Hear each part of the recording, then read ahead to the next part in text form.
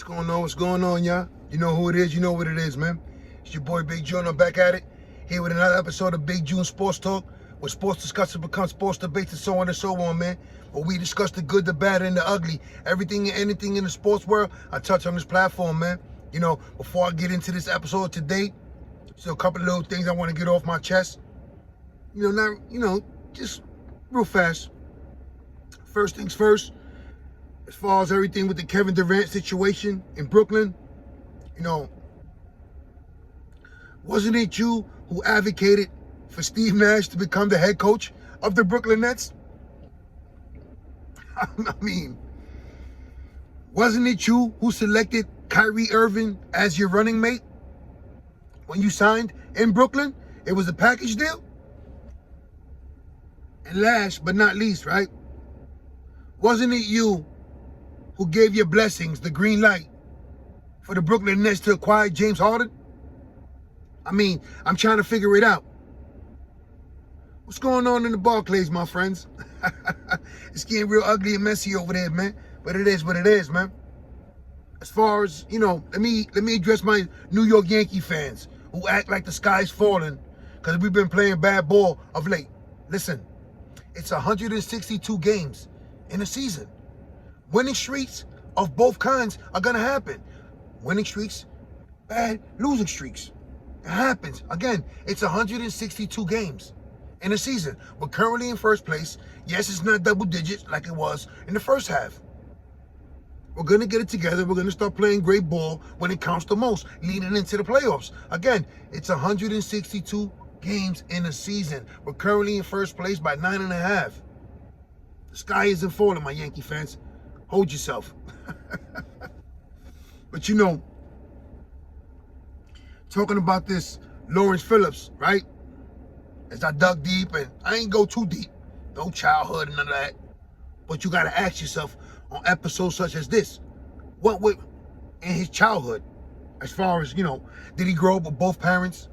Was there a lot of abuse in the household?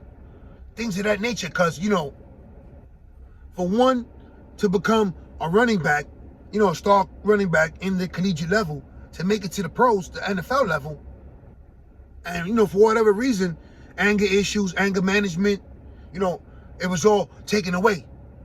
Landed in prison, and for the numbers, the years he was given, looked like he was going to stay in prison.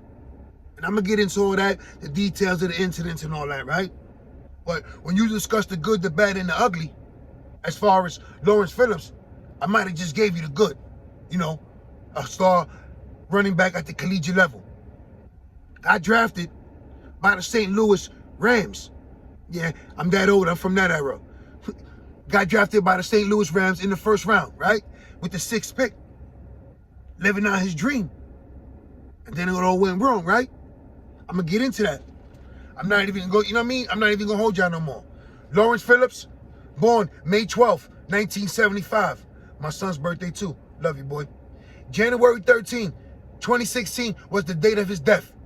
January 13th, 2016. Played for the Nebraska Cornhuskers before being drafted in the first round with the 6th pick by the St. Louis Rams. Now, he had a brief career in the NFL.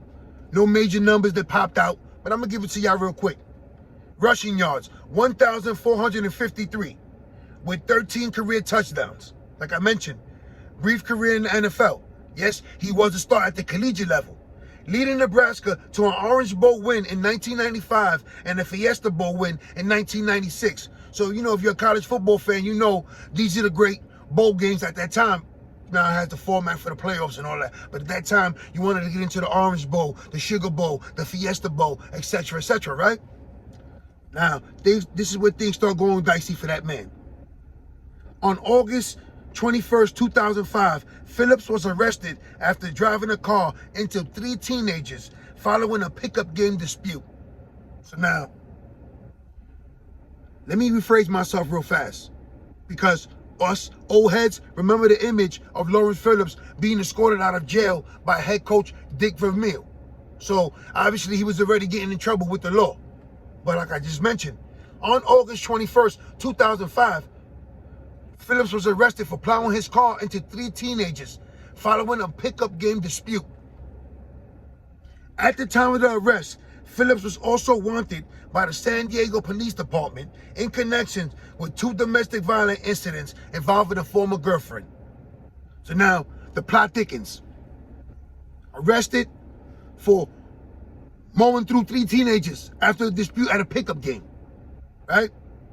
Now, it's also discovered that he's wanted by the San Diego Police Department on 2 domestic violence incidents involving his former girlfriend, who claimed Phillips choked her out to the point of consciousness. So now, you gotta ask yourself, the plot thickens. It definitely did. When you look at everything now, looking at assault, battery, causing great bodily harm. That's how it goes in the state of California, right? In addition, the LAPD was seeking Phillips in another domestic abuse incident. So now you got 3 domestic violence cases, and you was just recently arrested for mowing down 3 teenagers following a pickup game dispute. Oh, so it's just like the hits just kept coming for this young man, right? Like, wow. Like, you really just gotta scratch your head. Now, let me slow it down before I get back into the story real fast, right? Because you ask yourself, obviously, this young man had anger issues. So again, we don't know what happened in his childhood, if he had traumatic episodes in his life, or whatever took place, if he had a normal childhood. But, you know, your boy Big June did anger management in prison. I did it a couple of times. And one of the steps that always stood out for me, and I used it in real life, was sometimes you have to think for others as well as for yourself. And but what I say by that is, you know, in case you're having a interaction with someone and you possibly see it heading left real fast and getting physical, you have the power to diffuse it by simply, you know, admitting you're wrong, agreeing with what they're saying, and simply walking away. You know, that's how you diffuse problems. Yes, I know it sounds funny coming from a man like me, but, you know, as a man, you keep evolving. And sometimes you get stagnant and you get stuck on certain things. And, you know, I'm not saying that's the case with Lawrence Phillips, but, you know, with all the anger bottled up, you're bound to explode. And you tend to explode on the wrong people. Sometimes it be your loved ones that you explode on. You know, and that's the sad, harsh reality that a lot of us deal with. Right? But on October 3rd, 2016, he was found guilty on 7 counts. Phillips was sentenced to 10 years in prison, but was subsequently reduced to 7. So now, he was found guilty on 7 counts, sentenced to 10 years in a California state prison, got it reduced to 7. While serving that sentence, Phillips was convicted in August 2009 of the assault on his former girlfriend, Amia Weisler, on several counts of including assault with great bodily injury, false imprisonment, making a criminal threat, and auto theft. So now let's slow that down. All right? Originally sentenced to 10 years in prison, got it reduced to 7. While serving that stretch, he's found guilty on the assault on his former girlfriend. I mean, great bodily injury, false imprisonment, auto theft, and making a criminal threat. On December 18th, 2009, Phillips was sentenced to 25 years in prison to run consecutive to the 2008 sentence that he was originally sentenced, his original sentence, right? So making it a grand total of 31 years to serve in the California state prison. I mean, with the numbers like that, I need a drink, bro.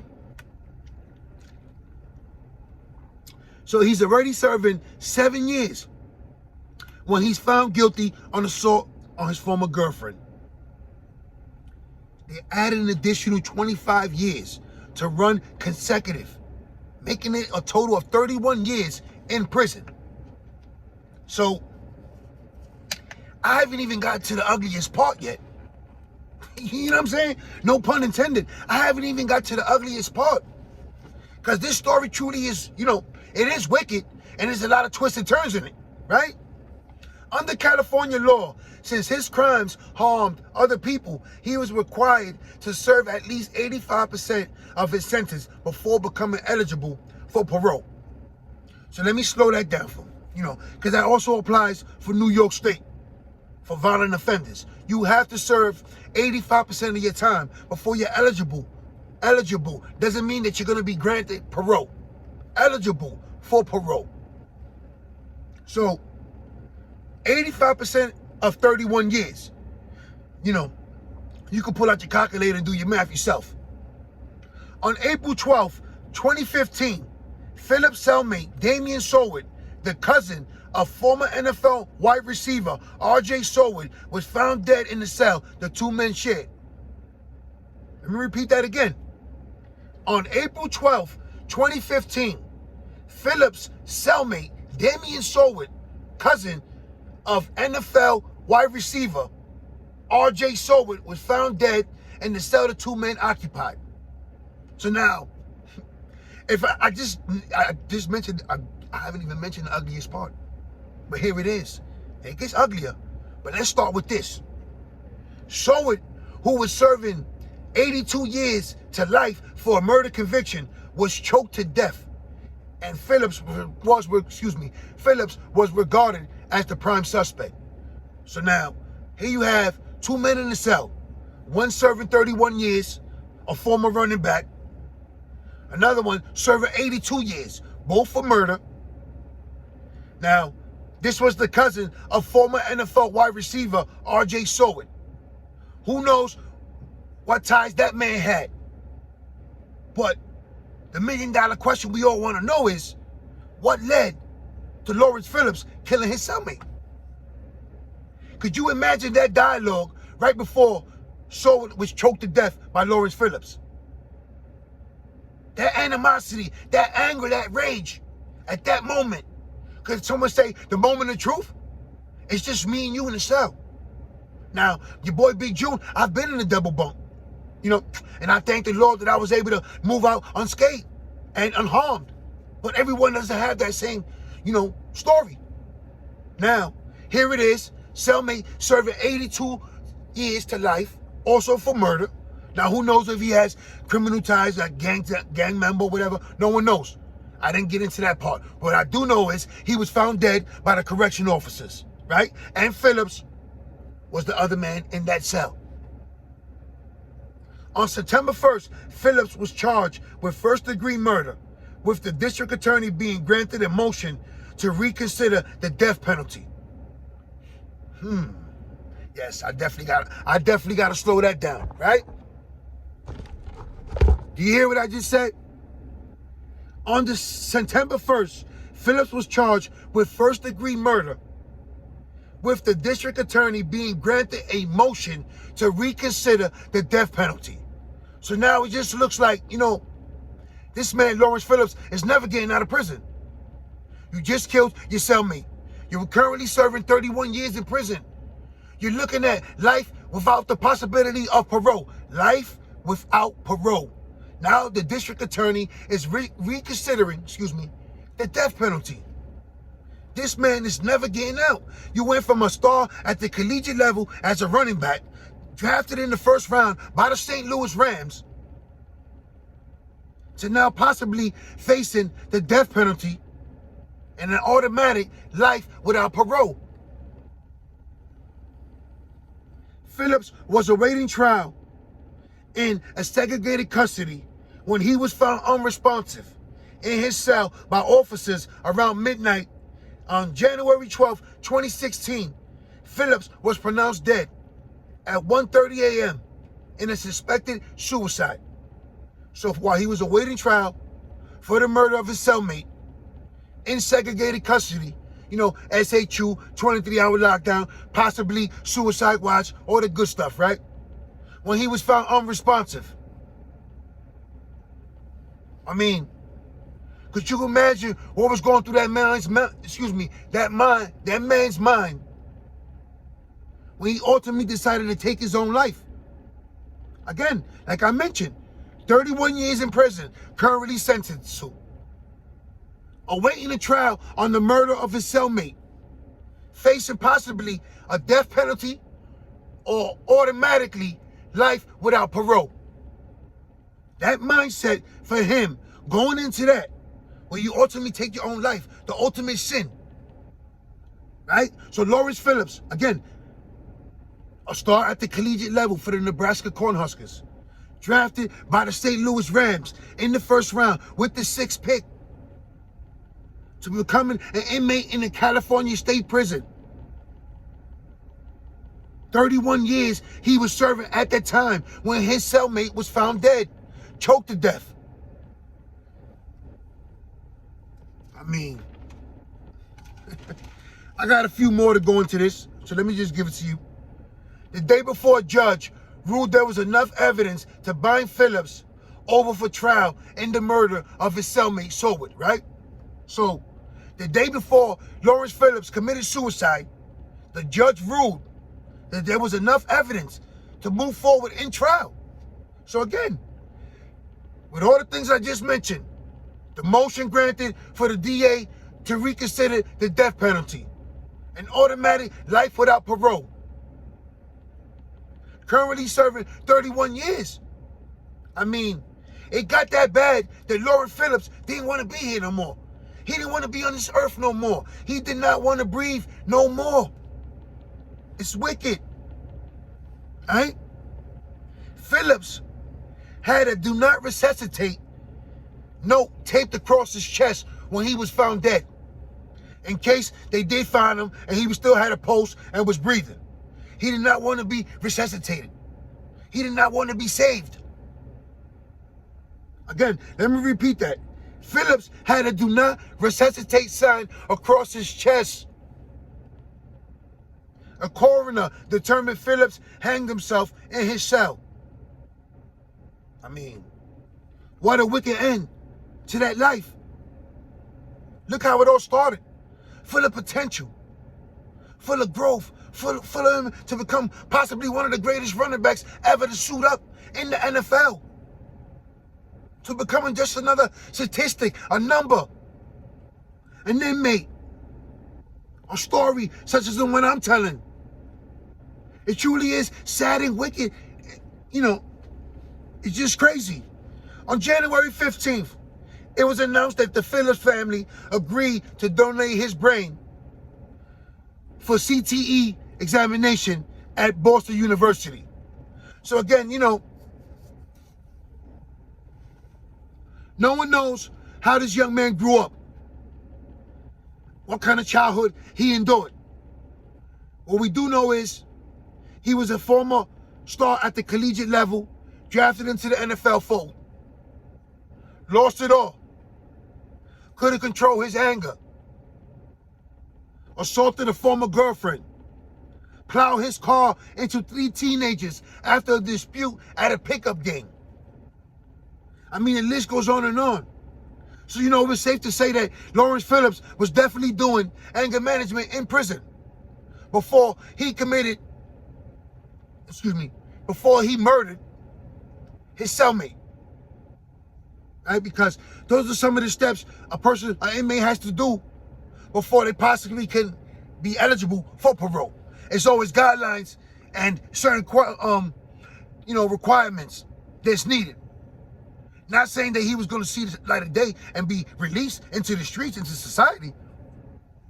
But those are some of the stipulations. Again, right? But could you imagine the mentality, what he was going through right before he killed himself? Right before he taped the sign on his chest? Did he ask for forgiveness from the Lord? Did he ask the Lord to spare him? Knowing that, you know, it's an ultimate sin to commit suicide. Did he ask for forgiveness for all the harm he's done to other people? I mean, I'm hypothetically speaking. This is right before you kill yourself. What does one person think right before they commit that suicide? I mean, I would never know. Because, you know, as bad as it gets, and as low as it gets, at any point in my life, and I'm speaking from experience, I've never considered killing myself. I've dwelled in the cell. I've been there. Why me? You know, I spent the 23-hour lockdown, the 1 hour of recreation. I did that. And yes, I ain't never do a stretch and been charged with what Lawrence Phillips was charged with. And wasn't facing what he was facing. Now again, let me repeat that again. When he found, because he was awaiting trial, so he was never found guilty of killing his cellmate. However, he was facing life without parole. That was guaranteed. But he was also facing the possibility of the death penalty. So, you know, like I always mention, man, on this platform, we discuss the good, the bad, and the ugly. Everything and anything associated in the sports world, I touch on this platform, man. And it's crazy, man. Just knowing that, you know, as I'm giving it to y'all and I'm doing the research and all that, a lot of these stories are wicked, man. And some of them, there is no happy ending. And, you know, I don't know if what was discovered when his brain was examined. But as him being an NFL running back and a college running back, so that means all the blunts and all them hits he took, it equaled up, an equivalent, and, you know, not justifying, not giving an excuse for what that man has done. But, you know, as an NFL player, you take a lot of gruesome hits. And, you know, again, a lot of times some of these dudes deal with a lot of traumatic experiences from their childhood. Again, not a justification, not an explanation or an excuse for what he's done. I just speak off experience of certain things that, you know, me and some of these athletes have in common. And, you know, I've dealt with anger issues, and I can terribly, you know, consistently deal with it to this day. You know, sometimes I think I have it mastered. And again, like I mentioned, you know, I always use that step, and it's truly helped me out. And hopefully it can help some of you guys out. So let me repeat that again. You know, sometimes it's good to think for others as well as for yourself. So when you're in a conversation and you see that conversation headed nowhere fast and possibly escalating into a fight, you have the power to defuse it by simply just walking away, admitting guilt, apologizing, you know, etc., etc. Again, so, you know, that step was vital and key for me. So, you know, moving forward, your boy Big June, it allowed me to grow and evolve as a man, you know, not always knowing that you're right and admitting guilt. It doesn't tend to work for a lot of people. And I'm not saying this what took place in the Lawrence Phillips situation. I'm just speaking of my experience. You know, I've also been in the cell, so I had time to marinate, manifest what I've done wrong, how I could have went about things. And I'm sure he did too. And could you imagine what he was thinking leading into committing his suicide? It is what it is. Before I go, man, all my family and friends out there in New York, stay safe, stay sharp, stay blessed, stay alert, stay on point. It is summertime out there, man. It's like the Wild Wild West, man. I'm out of here, man. Hit that like button, hit that subscribe button, man. Please, man, thank you for all the followers, all the love I've been getting lately. I just dropped that game of chess. It is what it is. I'm out of here, man. One.